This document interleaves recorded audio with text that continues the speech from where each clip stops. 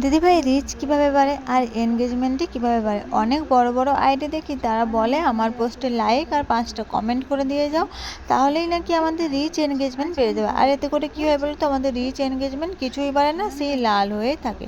তুমি যদি আজকে সঠিক তথ্যটা দিতে পারো তাহলে খুব ভালো হয়। আশা করি তুমি আমাদেরকে সঠিক কথাটাই বলবে। হ্যাঁ, একটা ভাই কিন্তু আমাকে এই প্রশ্নটাই করেছে। আজকে আমি তোমাদেরকে সেই সঠিক উত্তরটা দিয়ে দেবো। হ্যাঁ, সত্যি যেটা আমি সেটাই বলবো। আমি নিজে যেটুকু জানি, নিজে যেটুকু ভিডিও থেকে শিখেছি বা নিজে কাজ করতে করতে যেটুকু শিখেছি, আজকে আমি সেটাই বলবো।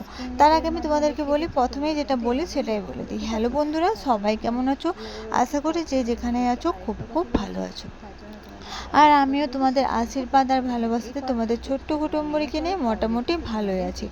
আজকে আমি তোমাদেরকে বলবো যে সত্যিই কি অন্যের পোস্টে তোমরা যদি লাইক করো, কমেন্ট করো আর 5টা করে কমেন্ট করো, তাহলে কি তোমাদের রিচ এনগেজমেন্ট বাড়বে? না, এটা কিন্তু একদম পুরোপুরি ভুল আমি সেটাও বলবো না, কিন্তু একদম সঠিক সেটাও বলবো না।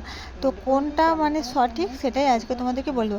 আমি প্রথমে বলি রিচ আর এনগেজমেন্টটা কি। রিচ হচ্ছে গিয়ে তোমরা যে পোস্ট করছো না, যে কোনো ফটো পোস্ট করা বলো, ভিডিও পোস্ট বলো কিংবা রিল পোস্ট বলো, তাতে তোমাদের কতটা ভিউজ হচ্ছে, ভিউজটাই বলা হচ্ছে রিচ। মানে তোমাদের নিজেদের পোস্টে কতটা ভিউজ হচ্ছে সেটাকেই রিচ বলা হচ্ছে, ঠিক আছে? আর এনগেজমেন্ট কি?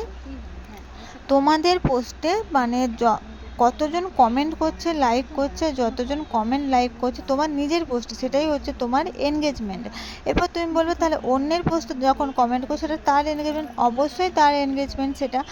কিন্তু তাহলে এরপর তোমরা ভাবতে পারো যে ঠিক আছে, তা এরপর থেকে আমরা অন্যের পোস্টে লাইক কমেন্ট করবো না।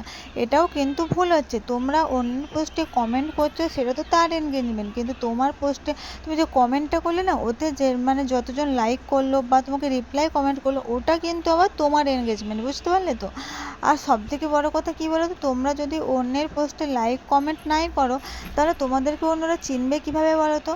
তোমাদেরকে কি অন্যরা চিনতে পারবে?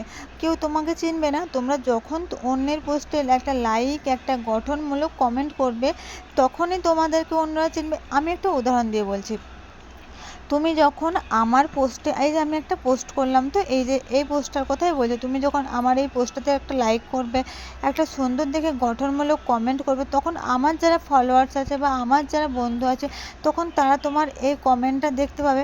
তোমার নামটা মেনশন হয়ে গেল আমার পোস্টে। তো এতে করে আমার যারা ফলোয়ার্স আছে তোমাকে বা তোমার এই কমেন্টটাকে যদি তাদের ভালো লাগে, তো তারা একটা লাইক করবে, তোমার কমেন্টে রিপ্লাই করবে এবং পছন্দ হলে তোমার প্রোফাইলে ঘুরে আসবে, ঠিক আছে? এতে করে তোমাকে চিনতে পারছে, তাই না?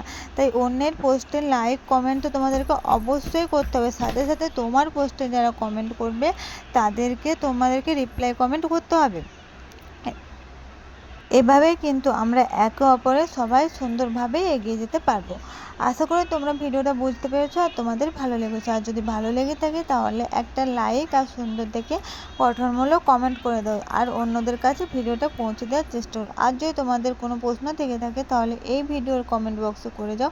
তোমাদের এই দিদিভাই তোমাদের সব প্রশ্নের উত্তর দেওয়ার চেষ্টা করবে। আর পরবর্তী ভিডিও আসা পর্যন্ত সবাই ভালো থেকো, সুস্থ থেকো।